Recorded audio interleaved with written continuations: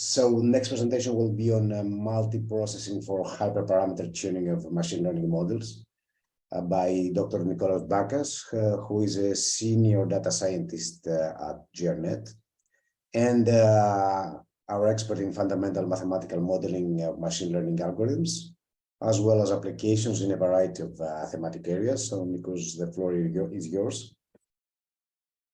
Thank you very much, Elias. Welcome to our seminar from me. I would like also me personally to thank our speakers today, and especially Professor Papadrakakis. I kept the two prophecies and also the structured way of organizing knowledge in engineering, and I remember the old days at NTUA. That was really useful. So I will start now my presentation. It is on multiprocessing for hyperparameter tuning of machine learning models. It is a bit more technical. We will be using some tools on high performance computer with the aim to increase performance in terms of compute time and of course accuracy of the models. Now, the contents of the presentation is that we will define the problem, how usually the problem is defined of hyperparameter tuning in engineering datasets. We will use XGBoost and PyTorch. I will present some experiments on Meluxina supercomputer, one of the biggest machines in Europe. We will discuss about CPU, threads, and processes, and how we handle the computational bottlenecks. The parallelization strategy we use, the proposed cross-validation algorithm, the search space, which is very big for the optimization algorithm, how we use multiprocessing for parallelization, and how we handle some problems regarding multiple OpenMP runtimes. And finally, the scaling results.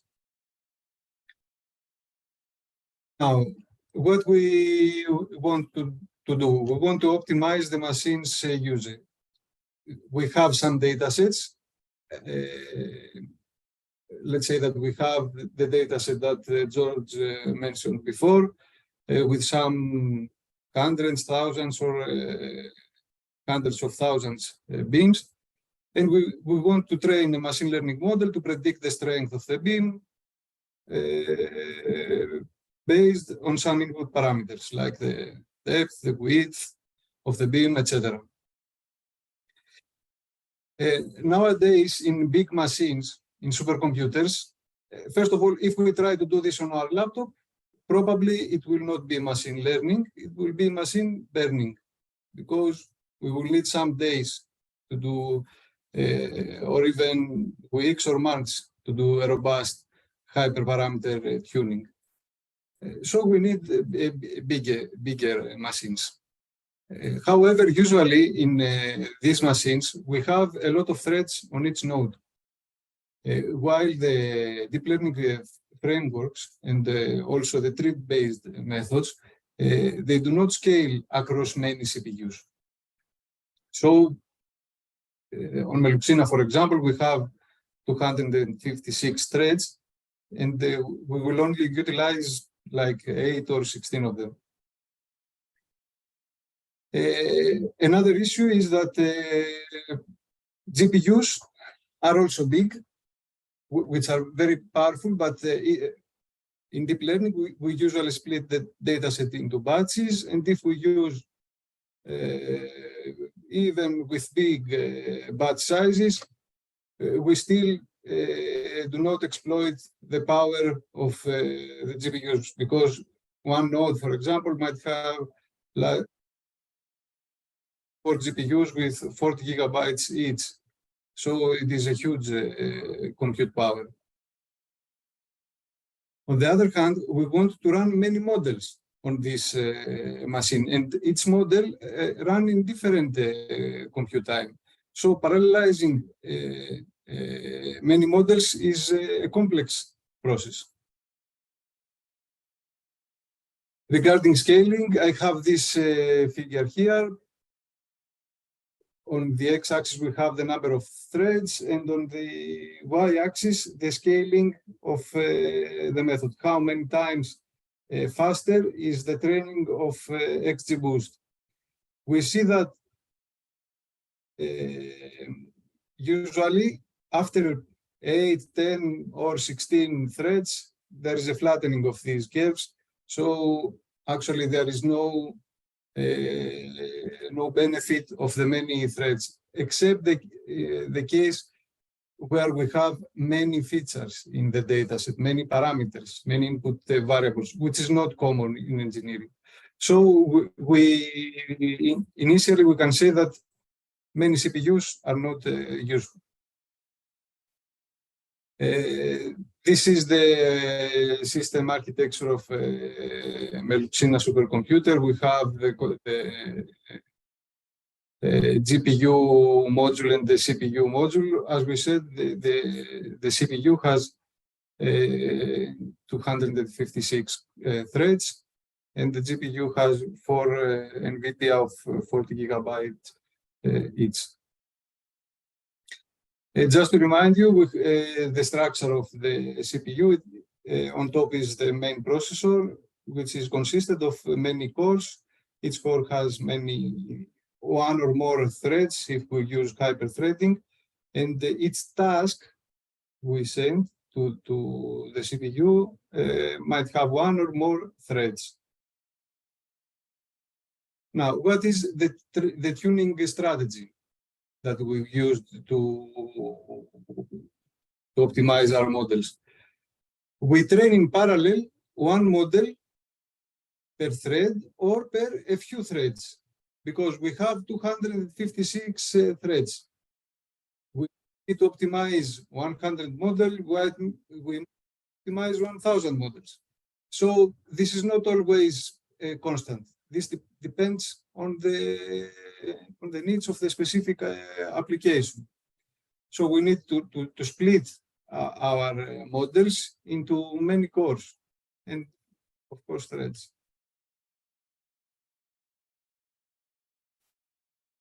Regarding now the set space of the optimization algorithm, we will optimize these parameters. We refer to XGBoost. We have the maximum depth, which is in the range of 1 up to 10. The learning rate, which is in the range from 0.001 to 1. The column subsample by tree, the number of features used in each round, the number of samples used in each round, and we combine all of those. If we do the calculation here, we have 100 million combinations, but we need to run this for 1,000 or 10,000 rounds, and we have the cross-validation faults. So in total, we have more than 5 trillion models potentially candidates for the best model. We have to select among these models. So we understand that this is a very computational demanding problem, because each model needs a separate training.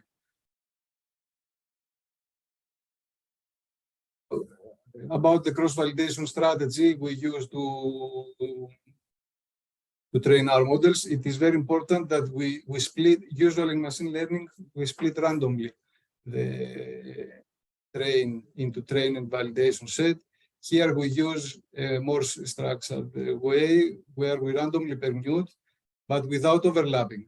If you see the figure here with green and yellow colors, you may notice that we do not overlap the faults. And this is very important for the accuracy, because this helps increasing the accuracy of the model, and thus the compute time. We need fewer models.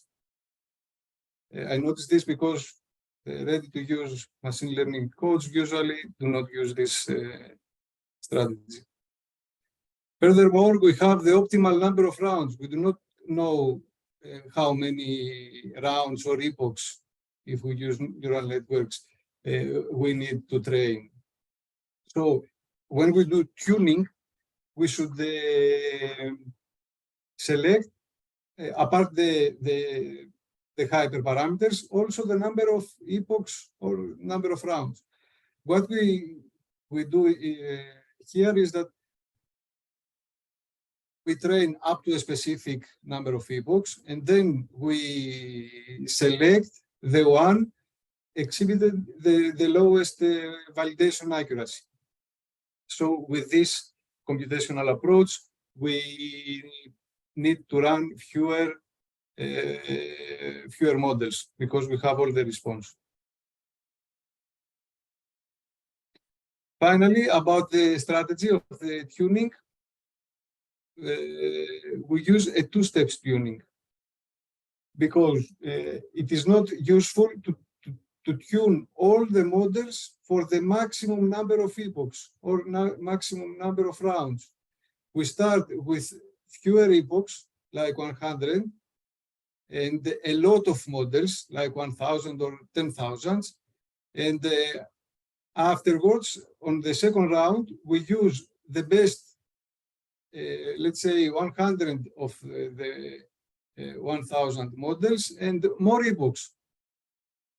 You see that we have in the first stage few epochs and a lot of models, and in the second stage a lot of epochs and few models. Also, we have to set the final threads we use, the threads we use for the final tuning, because after we select the optimal tuning parameters, then we have to train again for these parameters without cross-validation, okay, by using all the training samples. Here is a graphical representation of the tuning process. On the left-hand, the figure is the 50% of the first round models, the 50% best. We may notice that the validation and the test set exhibit similar accuracy curves. Okay, we have the train accuracy higher than the validation, but this is not overfitting because usually XGBoost has this, we observe this phenomenon without overfitting in the sense of neural networks, because the validation and the test accuracy are almost the same. And on the right hand, we have the final 100 models, and they are accuracy. I have to mention here that these models are the best models for each, regard the best epoch for each model. So all of those are already 1% of the models. And we see in the right hand figure that the accuracy is in the range of 0.998 up to 0.9995. So this is a very narrow range. So we can claim that the algorithm converges with enough accuracy. Here I present how we distribute the models across threads. We use the multiprocessing module of Python, and actually here in this for loop we create some processes in parallel, and we send those processes to the CPU, to the threads, and finally we join, have a second for loop here where we join the processes, and we gather all the results. And we call this function, this method twice, one for the first tuning and the second time for the second tuning. It is important to notice that we pass as an argument the blast threads and we will see in the next slides why we do this. Here is the training of the final model. We write with thread pool limits, where limits is the number of final blast threads, and under this with statement, we call the train PyTorch function. We use this package, the thread pool limits, because we had a problem with two OpenMP runtimes. When we load Python, we use the NumPy and XGBoost. However, NumPy has an MKL and its Intel OpenMP implementation, and the XGBoost is installed against GNU OpenMP. So when we tried this, the program crashed. And one way to solve this problem is this very useful library here, the thread pool CTL, which can limit the number of threads used by native libraries for scientific computing. As we said, this is the syntax of this package. And also we have to notice that when sending our job to Slurm, we have to export OpenMP number of threads equal to unit, equal to 1, because then the multiprocessing with the thread pool limits will automatically parallelize the jobs in the correct way. Okay, now we pass in the last part of the presentation. I have some scaling results. This is from George presented previously. All the compute times are measured in seconds. And we have here the number of first round models and the compute time. We can see that in 45 seconds, we train 100 models. So when we go to 1000 seconds, we would expect that the compute time would be 10 times bigger, 450. However, it is 140. Why? Because we have 256 threads. So here we use only a small, less than the half of our CPU. Here, on the 1000 models, use the entire CPU 4 times. We iterate over all threads 4 times, approximately. So this is why 140 is less than 450 that was expected. And this is numerical evidence that the parallelization worked.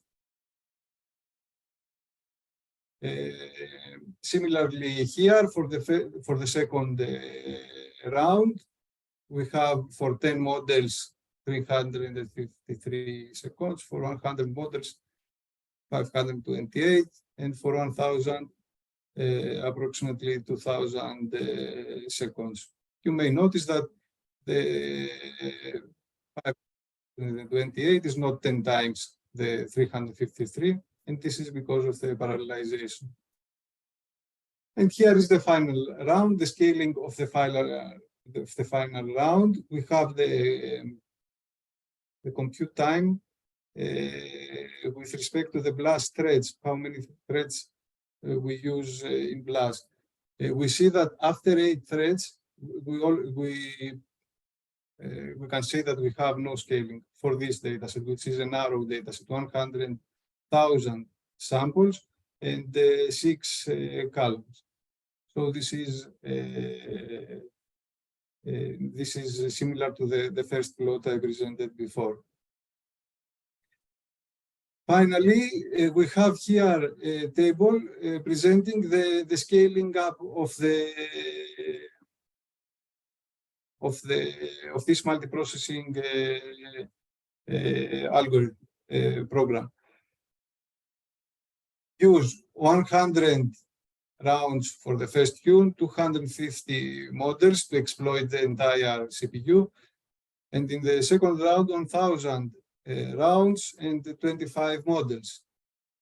Now, we can see here in the first example, the still SSI, that we have a scaling up, and we compare what is the compute time when we use 256 threads and when we use 8 threads. And we can see a scale of 33 here, almost, which is almost the same number if we divide the 256 with 8. And in the second queue, it is not so big because we have less models, 25, so we do automatically a parallelization for each model. And because the parallelization is not linear, this is why this is smaller. However, in total, we have a scaling of approximately 10. When we use another data set, the fundamental period data set, we have a scaling of 13. And if we use the fundamental period data set with more models, with 1,000 models in the first round and 250 in the second, we have a scaling of 35. That means that if we train one model on our machine, on our laptop, and it takes 1 month, on the supercomputer, it will take 1 day. Some conclusions. We presented that we have, with the proposed methodology, we have a high scaling. And we underlined that we used only one compute node, okay, only one CPU, not many nodes. Of course, we can parallelize this process further if we have bigger number of models.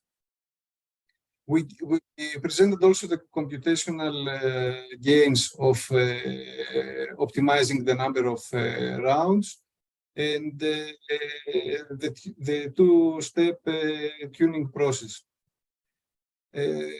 Finally, we have a scaling because of the cloud computing, because all these results were made in a supercomputer where the scaling is, let's say, infinite, because we don't even use our machines.